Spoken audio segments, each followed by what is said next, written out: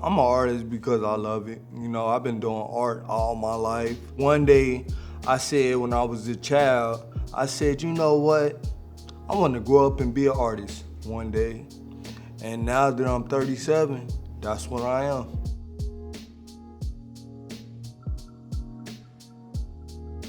My name is Lamar Madison. Yes, I'm an artist. I've been doing this for like 19 years. I love doing this.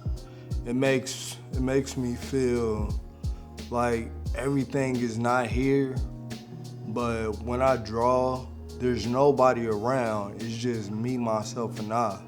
And I'm Shauna Higgins. I'm the education director at Visionaries and Voices, which is a nonprofit organization here in the Cincinnati area that supports adult artists with disabilities.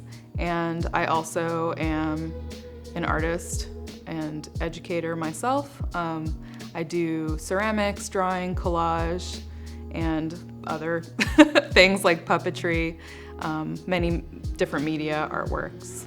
So our studio program consists of about 150 artists, adult artists with disabilities and without. We don't have any sort of stipulation about that, but our main focus is supporting artists with disabilities.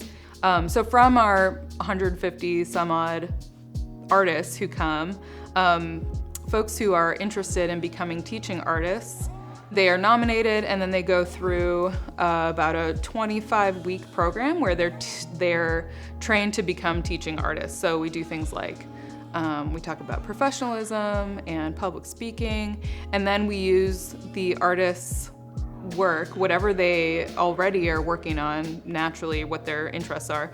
We use that work to create lesson plans and learn how to break down the artwork into steps that students can then create based off of like inspiration from that artwork. When I go teach, kids say, you know, I like this project. Can we get started on it? Or some kids just be like, well, I like to do it, but I just don't know how. And I walk through the steps with them one by one. And I try to make it more clear as I can.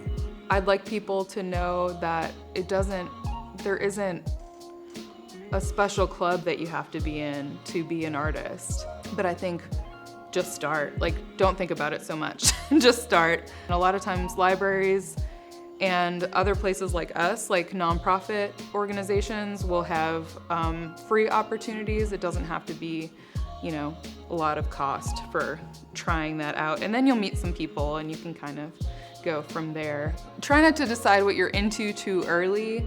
Of course, there are going to be things you're not into. That's just everybody. But if you pigeonhole yourself too early, then you're not going to get to experience those other things. I never thought that I'd be doing like puppets and clay and teaching and collage and all these things, but they all are part of the type of artist that I am. So I think we're all different kinds of artists, but I think that it's very possible that you might be into a lot of different things. Just do what you love. And I tell kids the same thing, and I tell adults too. And I say, just do what you love. Don't say, I can't do. That is not a word that I like hearing. Don't ever say, oh, I can't draw. Oh, I can't do this. You can draw. I think being brave enough to fail is is good advice for anything, because you just try it. I think students kind of roll their eyes when I say that to them, like, just be brave, just try it, because within an art classroom, maybe that seems silly, like, why do you need bravery? But it takes bravery to look at something and think, I can't do this, and then to try it anyway. Like, that's bravery, even if it's like this much.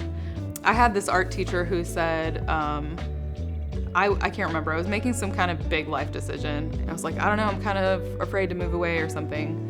And she said, well, isn't anything kind of worth doing a little bit scary? And I've thought of that. It's been like 20 years and I think of that a lot. Like, things worth doing are a little bit scary. Well, yeah, it's really good to put yourself out there.